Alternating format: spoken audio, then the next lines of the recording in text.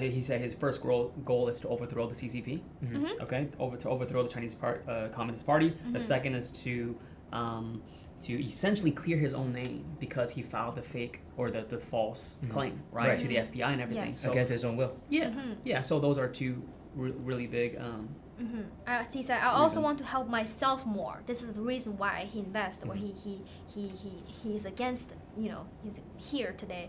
I think that's a good question too, is why does he want to help himself? Right? Yeah. And I think he probably elaborated on that. Yes. Afterwards. That's why he said, of course, Sabrina asked, how do you, by doing this, by investing, how can you help yourself more, right? He said, first of all, Jack said, my goal is to take down the CCP. And second of all, I filed a false complaint, so he wants to clear his name. So this is the two main reasons. But, as a fellow fighter, you have a lot of reason to why you're in this movement, and then the reason behind your investment too, right?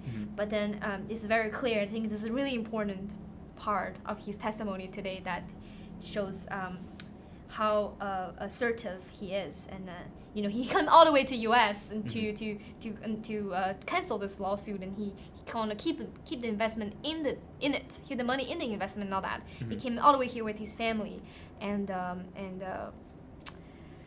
it's not an easy journey for him, for sure. I can imagine, especially the fact that I can imagine how traumatizing the experience must have been. Being taken to a hotel with 5 other people who have been questioning you with a camera and everything, and then threatening to do things to your family as well if you don't enact on what they say.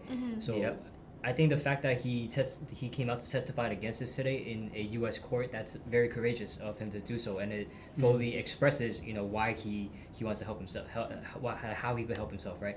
And what he wants to achieve through that, and it's really to clear his name, and because he was forced to do this against his will, and it takes a lot of courage to be able to do that too. And this is a way to stand up against the CCP too, because now all of this is on record.